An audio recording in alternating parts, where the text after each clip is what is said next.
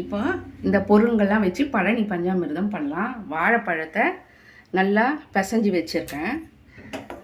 ஒரு 4 வாழைப்பழம் இல்லை 2 வாழைப்பழம், நான் 2 வாழைப்பழம் வச்சு தான் பிசைஞ்சு வச்சுருக்கேன். அடுப்பையும் பற்ற வச்சுக்கினேன். இப்போது எல்லாத்தையும் கொஞ்சம் கொஞ்சமாக சேர்க்க வேண்டியது தான். இப்போது ஒரு 1/4 ஸ்பூன் ஏலக்காய் தூள் போட்டுக்கலாம். நெய் 2 ஸ்பூன் போட்டுக்கலாம்.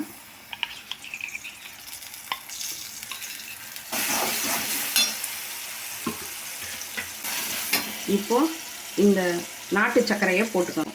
கொஞ்சமாக எடுத்துக்கோங்க, ஒரு கைப்பிடி அளவு.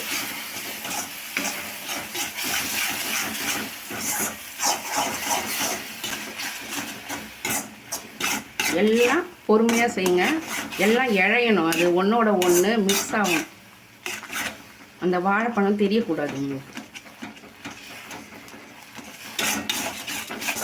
நல்லா இழஞ்சிட்டு ஸ்மெல்லும் வர ஆரம்பிக்கும். அந்த சமயத்தில் 1 ஸ்பூன் தேன்,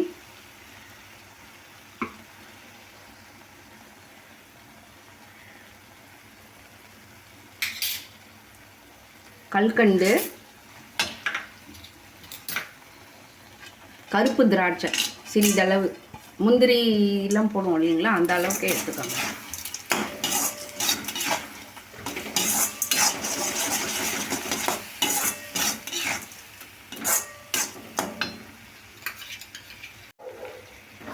இப்போ ஒட்டாமல் வருது பார்த்தீங்களா? இப்போ இறக்கிட வேண்டியதான். வாசனையும் வந்துடுச்சு, பஞ்சாமிர்த வாசனை.